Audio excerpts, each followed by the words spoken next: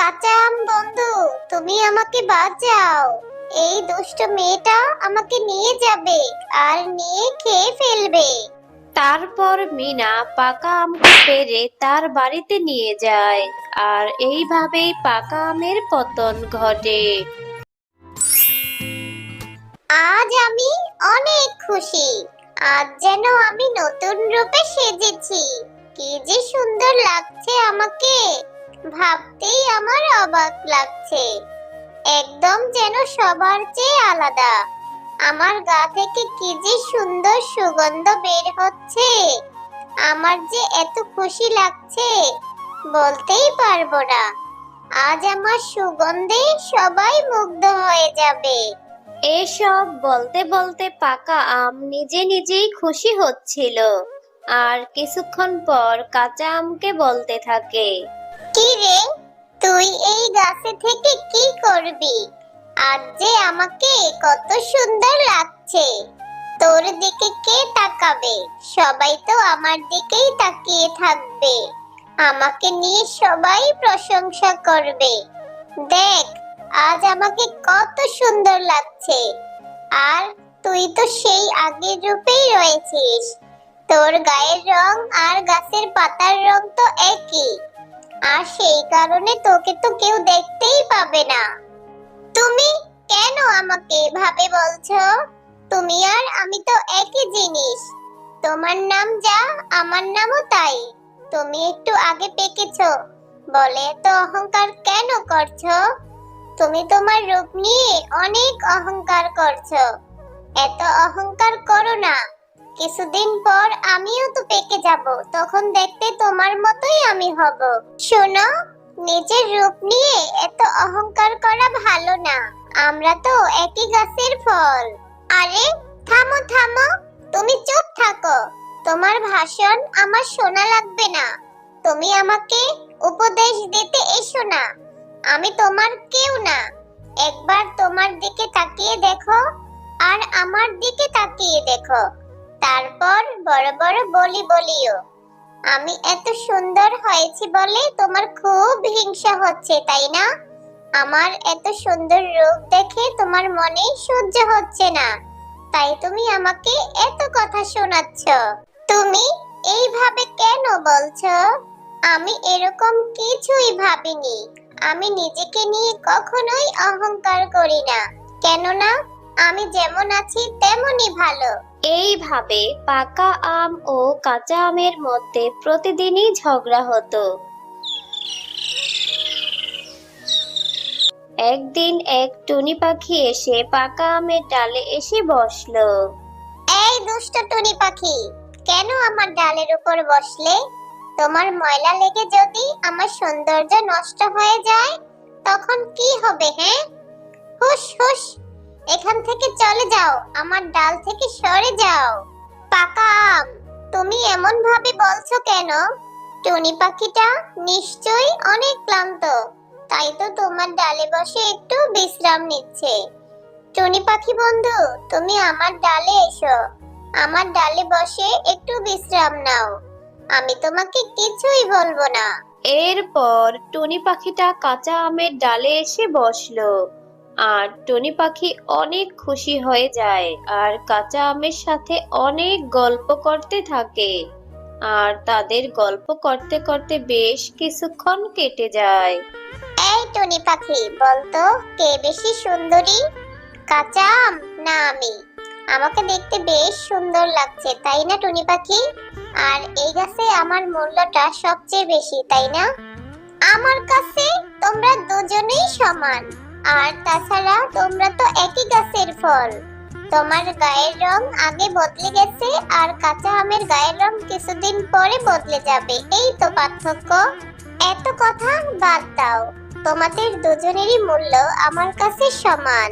টুনি পাখির কথাগুলি পাকা আমের একদমই সহ্য হয় না আর টুনি পাখির কথাগুলি শুনে পাকা আম ভীষণ রেগে যায়। আমি সব বুঝে গেছি।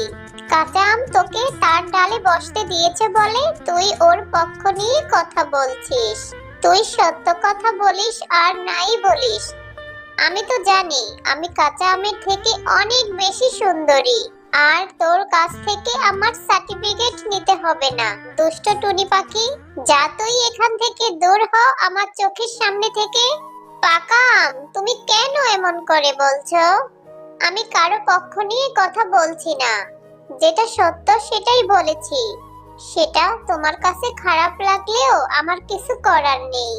এই কথা বলে টুনি পাখি সেখান থেকে চলে যায়। পাকা আম, তুমি কেন টুনি পাখিকে এভাবে বললে?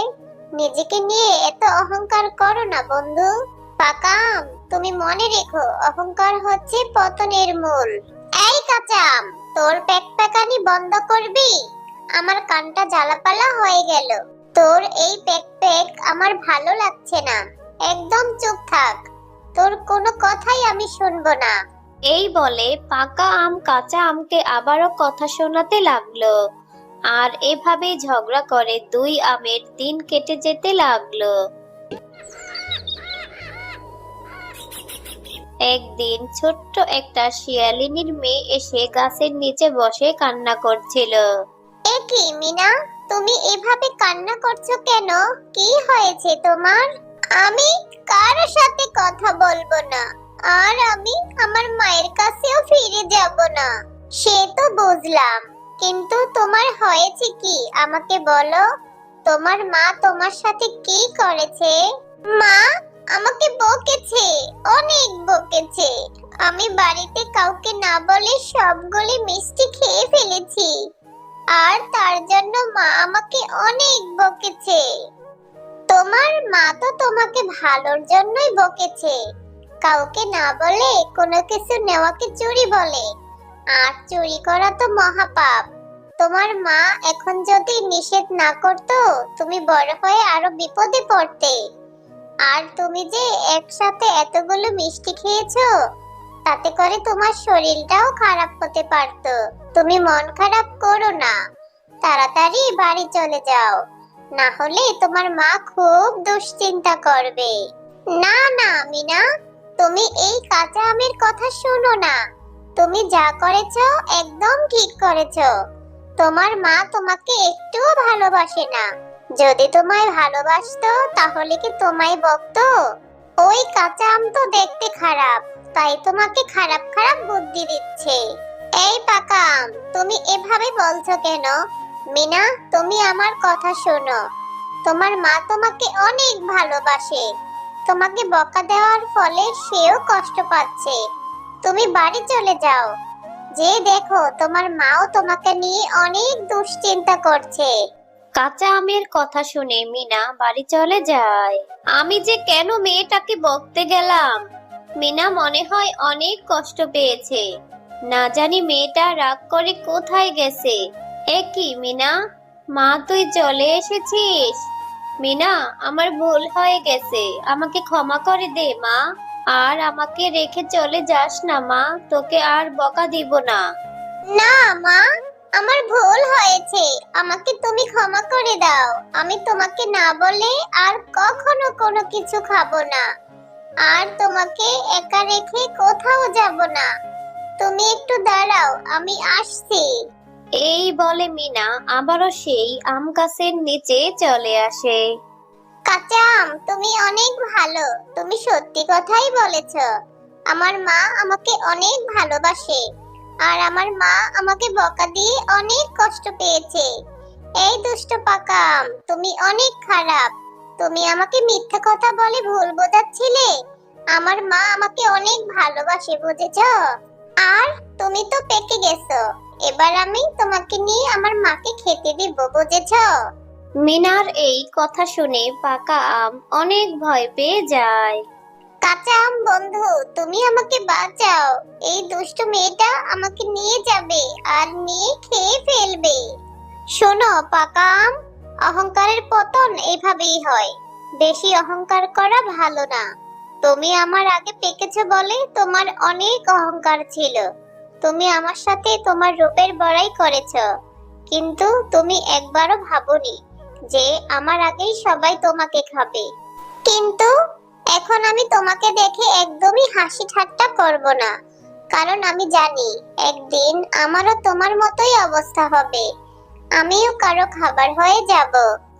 এরপর মিনা পাকা আমকে পেড়ে তার বাড়িতে নিয়ে যায় আর এইভাবেই পাকা আমের পতন ঘটে।